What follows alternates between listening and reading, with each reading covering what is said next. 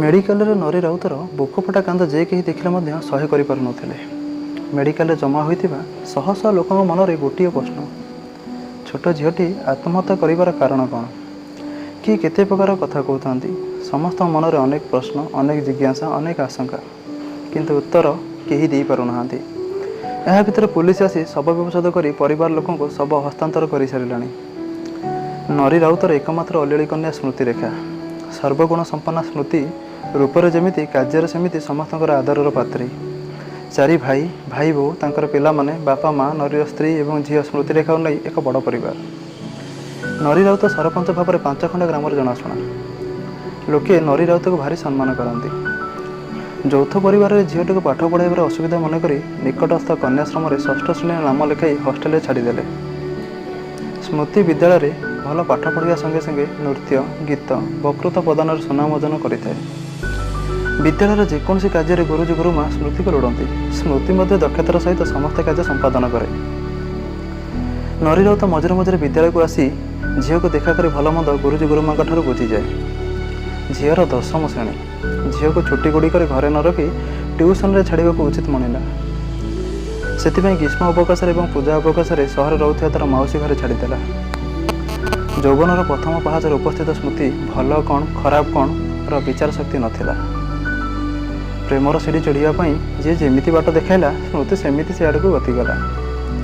बापा नरी राउत झील को ट्यूशन करने तार मौसी घरे छाड़देले सीना, किंतु उपयुक्त तत्वावधान नहीं पारे ना।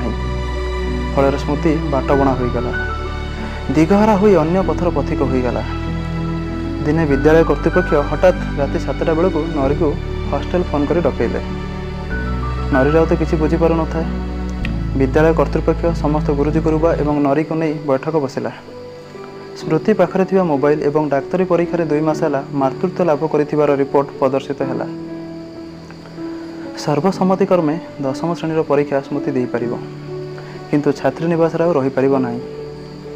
बापा झीर यह कांडरे मुंडरे आकाशटा छेंडी पड़ला भली लगिला।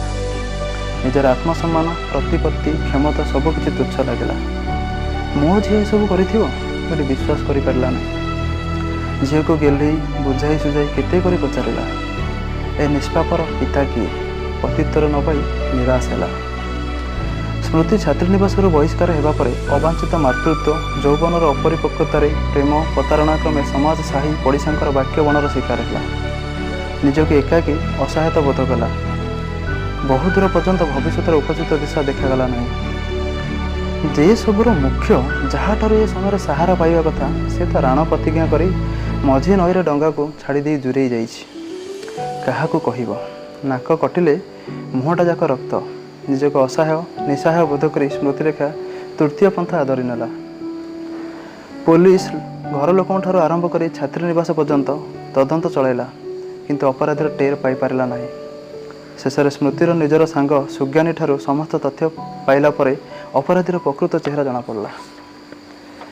बांगालोर चाकरी करिथिबा स्मृतिर संपर्कीय मामू अपराधी बोली जना पड़िया परे से जेल रे।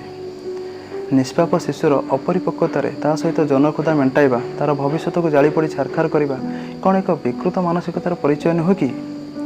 सतरे आम शिक्षा, संस्कृति, सभ्यता और समाज यह किसी मानसिकतार व्यक्ति द्वारा निर्यातित हो।